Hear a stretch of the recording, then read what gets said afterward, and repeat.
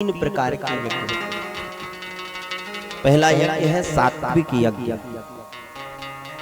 दूसरा यज्ञ है राजसी यज्ञ और तीसरा जो यज्ञ होता है उसे कहते हैं तामसी यज्ञ। तो सात्विक जो यज्ञ है, संत महामुनि जो किसी प्रकार की इच्छा ना लेकर के निष्काम भाव से जो यज्ञ किया जाए उसे सात्विक यज्ञ कहते हैं। और ऐसे यज्ञ को मुनि लोग करते हैं, संत मुनि लोग करते हैं। और दूसरा यज्ञ होता है राजसी यज्ञ, अपनी मान प्रतिष्ठा बढ़ाने के लिए, जगत में हमारी प्रशंसा हो, हमारी कीर्ति हो,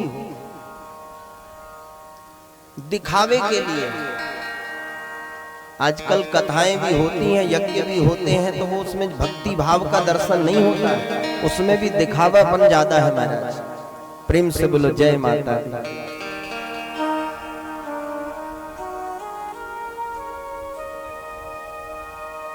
अमुक व्यक्ति ने इतना बड़ा कथा का आयोजन किया तो हम भी कथा करवाएंगे, और उसने इतने लोगों को बुलाया, ऐसा प्रसाद रखा तो हम भी उससे डबल प्रसाद रखेंगे, बहुत बड़ा पंडाल बनाएंगे। तो ये प्रतिस्पर्धा का जो यज्ञ है, किसी को नीचा दिखाने के लिए, किसी को छोटा दिखाने के लिए, इसे राजसी यज्ञ कहते हैं। और एक होता है तामसी यज्ञ।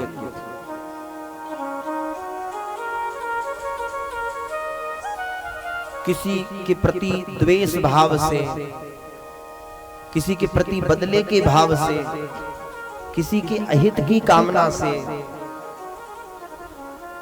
जो संकल्प लेकर के यज्ञ किया जाता है उसे तामसी यज्ञ कहते हैं। पर तीनों यज्ञों में सात्विक यज्ञ श्रेष्ठ बताया गया है। प्रेम से बोलो जय माता दी। और यज्ञ में तीन बातों का ध्यान देना बहुत जरूरी है।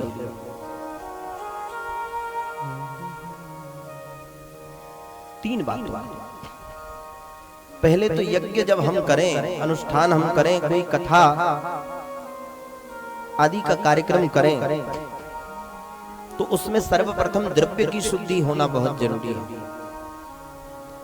जिस धन से यह याज्ञिक कार्य संपन्न हो रहा है, जिस द्रव्य से यह मंगलमय अनुष्ठान ज्ञान यज्ञ संपन्न हो रहा है, उस द्रव्य की शुद्धि होना चाहिए, तब उस यज्ञ का पूर्ण फल मिलता है। कहीं ऐसा तो नहीं कि जिस द्रव्य से, जिस धन से हम यज्ञ कर रहे हैं या अनुष्ठान कर रहे हैं, वो द्रव्य कहीं गलत मार्ग से तो हमारे घर में नहीं आए।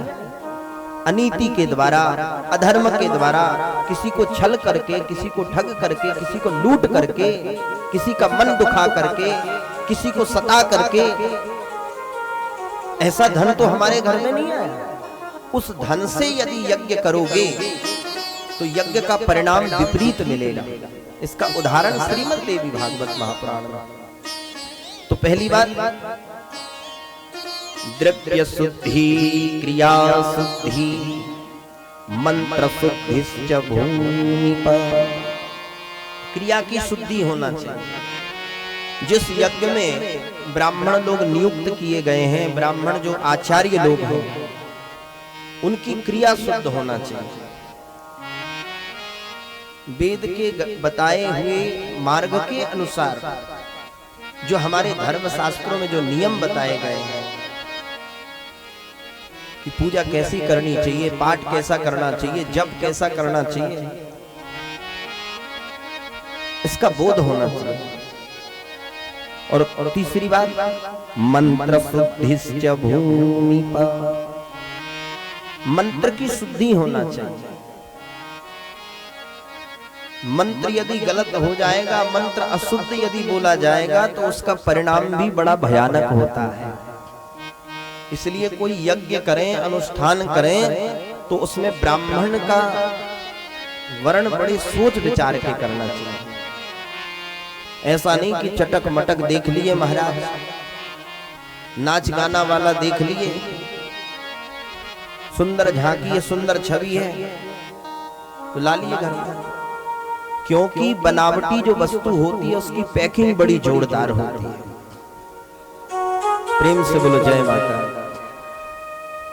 जो असली घी होता है उसमें ज्यादा, पर जो नकली घी होता है उसकी पैकिंग आप देखो महाराज, ऊपर से कवर। तो बड़े सोच विचार करके बुद्धि विवेक के अनुसार, विवेक का कार्य, विवेक से विचार करके ही ब्राह्मण का और व्यास का वर्ण करना चाहिए। और भूमि, जिस भूमि में हम यज्ञ कर रहे हैं वो भूमि का भी विचार करें। ऐसा नहीं कि कहीं भी कर लें, भूमि भी शुद्ध होना चाहिए, क्योंकि भूमि का प्रभाव सीधे मन और मस्तिष्क पर पड़ता है। कभी कभी आपने देखा होगा कोई स्थान पे चले जाओ तो वहां बुद्धि बिगड़ने लगती है, मन बिगड़ने लगता है, और कोई स्थान पे चले जाओ तो मन एकदम शुद्ध हो जाता है, निर्मल हो जाता है। ये भूमि का दोष है, स्थान का दोष है, स्थान का बड़ा महत्व है।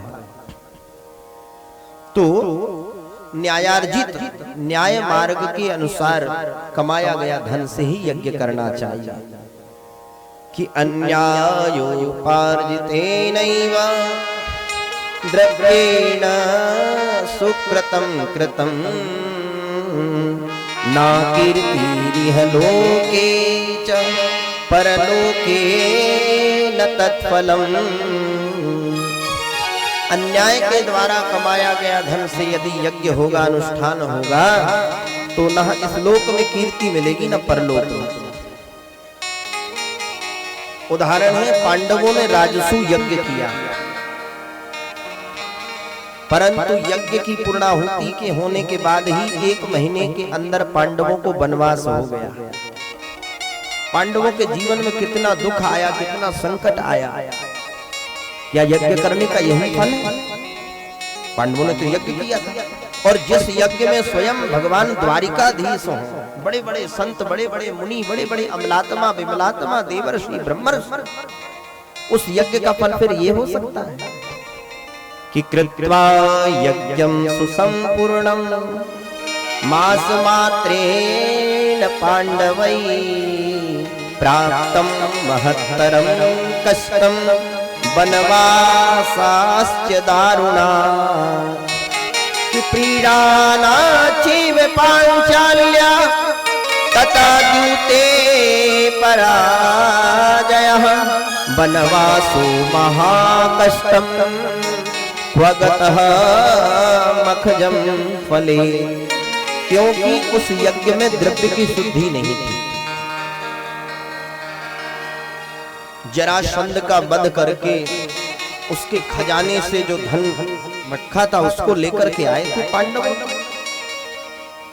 और जरासंध के पास में जो भी धन था वो अनीति का ही धन था। जब तो परीक्षित जैसे ही मुकुट पहने हैं और शिकार खेलने गए हैं तो बुद्धि बिगड़ गई, बुद्धि खराब हो गई। जिन संत महापुरुषों के चरणों में सदैव परीक्षित प्रणाम करते थे, वंदन करते थे, पर दूषित धन को धारण करने से मति बुद्धि खराब हो गई। इसलिए यदि आप चाहते हैं कि हमारे घर में सुख शांति हो, हमारे घर में बच्चों की बुद्धि ठीक रहे, तो घर में न्याय पूर्वक धन आना चाहिए। अनीति का धन आएगा tó बुद्धि खराब हो जाएगी। तो पांडवों को कितना दुख प्राप्त हुआ। इधर भरद्वाज विनाशाय पुत्रस्योत्पादनाय च दृष्टद्युम्न समुत्पन्नो वेदिमभ्याद्य द्रौपदी। जैसा हम संकल्प करेंगे वैसा संकल्प से हमें वैसा फल प्राप्त होता है। प्रेम से बोलो जय माता दी।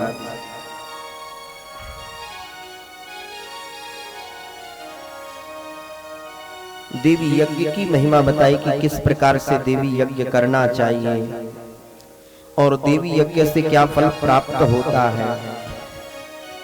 बड़ी सुंदर महिमा बताई।